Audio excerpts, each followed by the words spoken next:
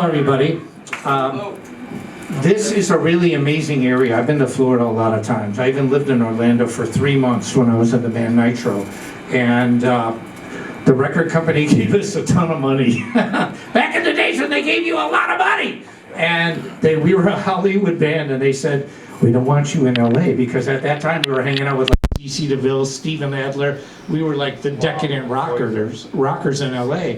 And they said, we want, and our attorney owned part of a studio called Full Sail, Center of the Recording Arts. And so his name is Al Schlesinger, and our label said, we want to move you to Florida to record at Full Sail. And we're thinking, that's Disney World, dude. Mickey Mouse is not metal! You know, and so, but we moved it. We rented this massive house right off of International Drive and I-4, fully furnished. We brought the whole posse. We made our road crew drive 3,000 miles, and me and our singer Jim flew out there and got the house. But it was amazing. But Dean Guitars, you have one of the most iconic guitar companies in the world right here in Tampa, Florida.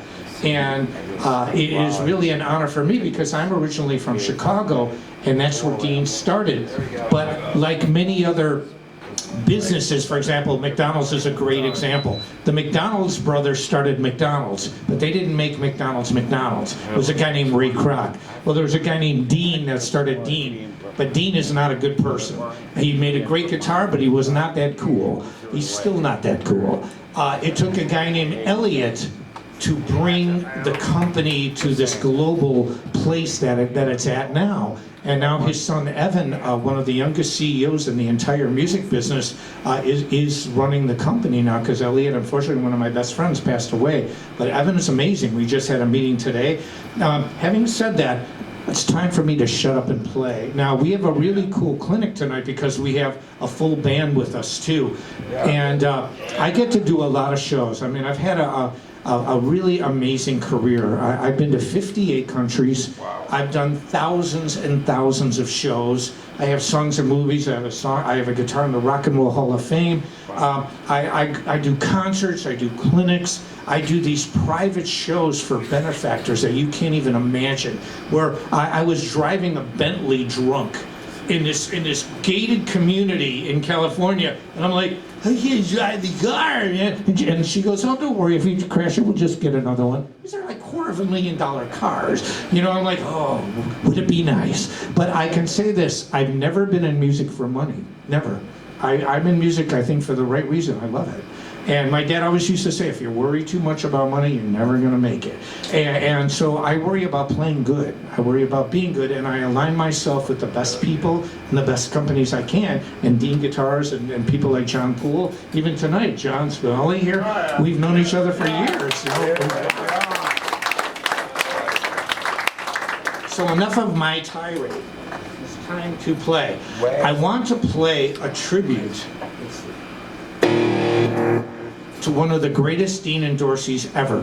When I was living in Orlando, Florida, recording with the band Nitro, an unknown band by the name of Pantera came to Orlando. And my guitar tech Draken's like, dude, man, they rock, dude.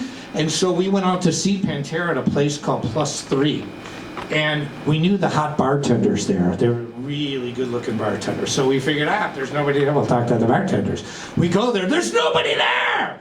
And then I hear this band, and I see this dude with a pink beard and these long shorts, and I walk up there and I'm watching them play, and the music stops and he goes, is that Angelo? I'm like, yeah, bro. He goes, I got your instructional DVD, no, not DVD, video, bro. He goes, you're like my guitar teacher, man. And so Pantera dedicated a set to me that night.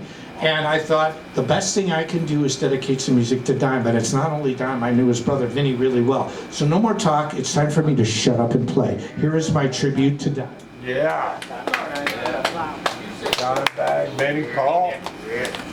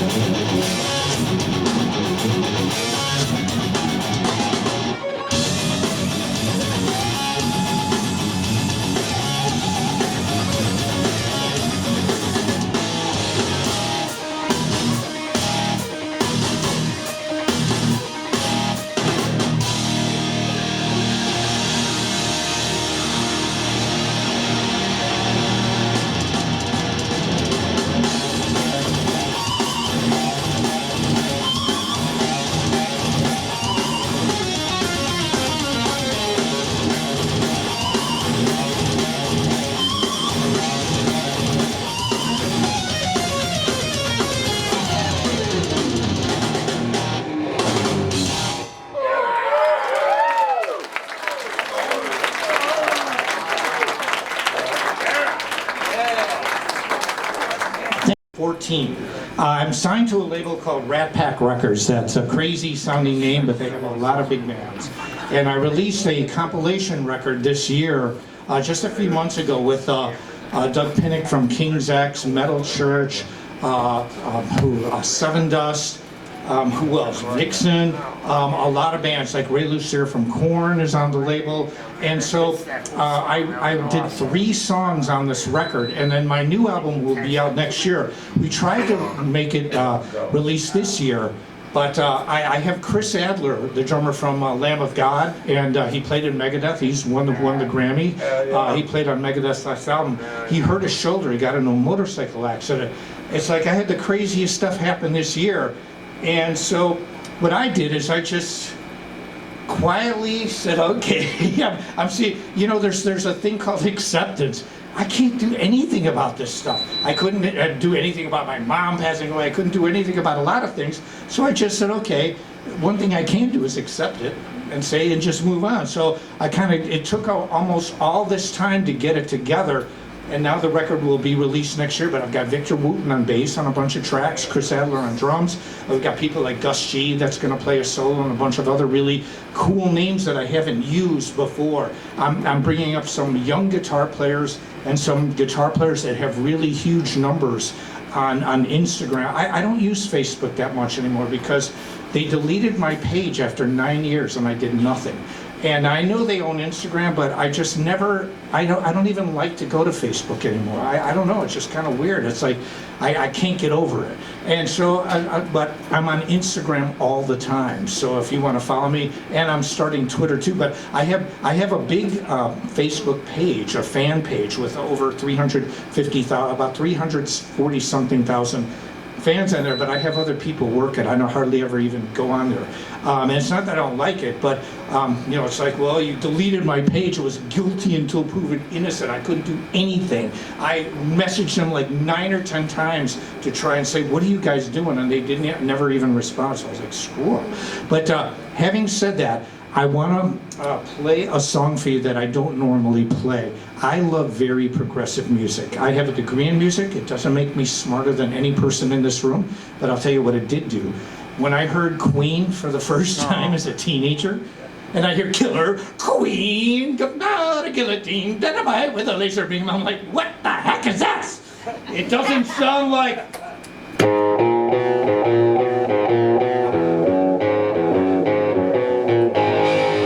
It doesn't sound like Judas Priest. What is this? You know, I mean, I can hear immediately.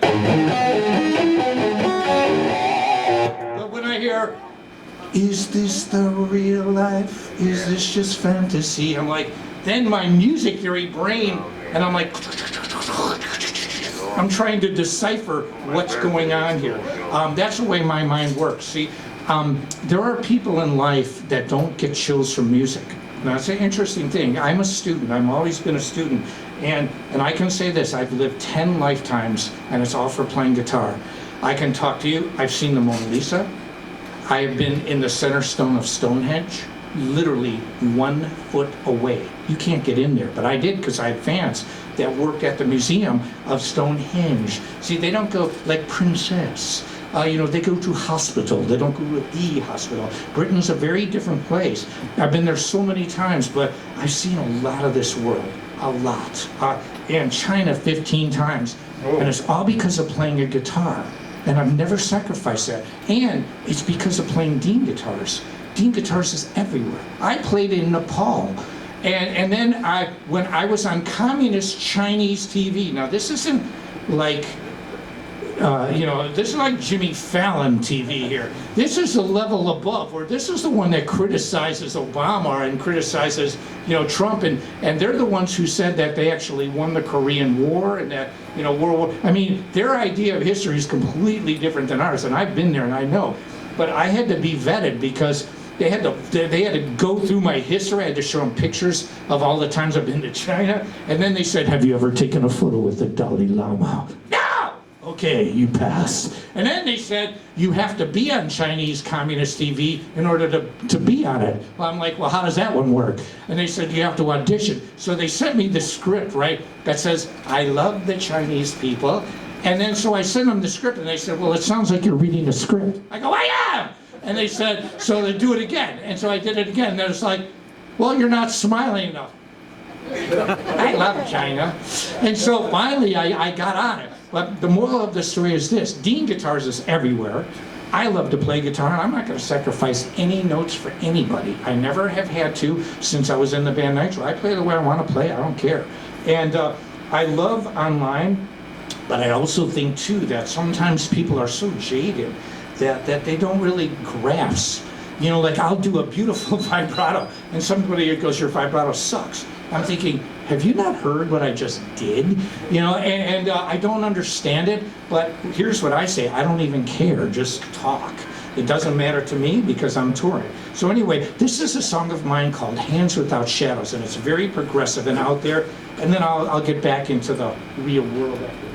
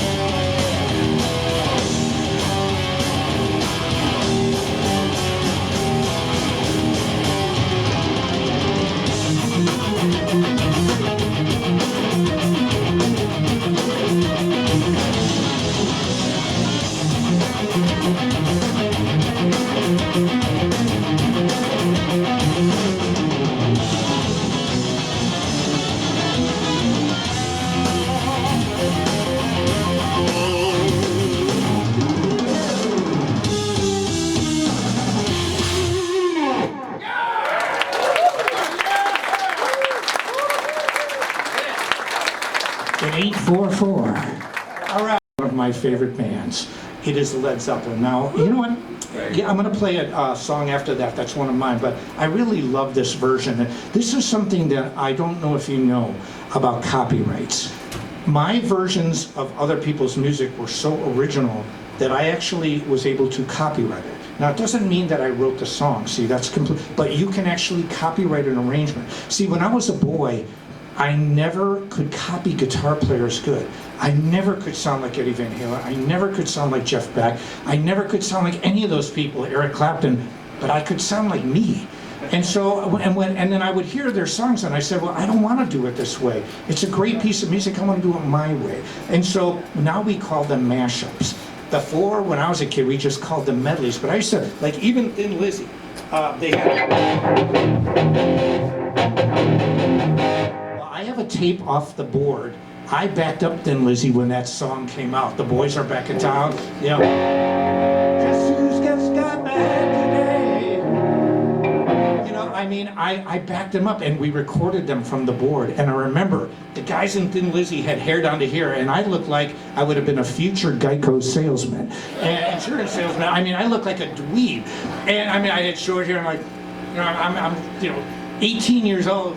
You know, just trying to figure out what's going on. And I remember our bass player was 21 at the time, and we thought he was so old. And his girlfriend looked at Thin Lizzy, and she sees this guy named Scott something with hair down to here. She goes, God, he's so gorgeous. I love him. I'm like, shut up. And so, anyway, but we opened up for them. And I love that song, Jab, right there. But then there's a riff.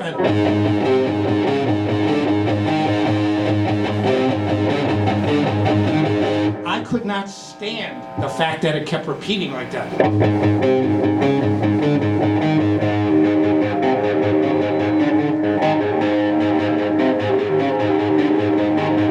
I couldn't handle it. So I just started modulating. So when we did our version, and then what we did was, in the old days, they had cherries on police cars. Okay, they don't have this anymore.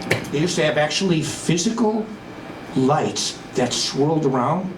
We were insane. We ripped off 2 sets of police chairs. Okay, and then we mounted them to light, to these like plywood things. So we started, and I came up.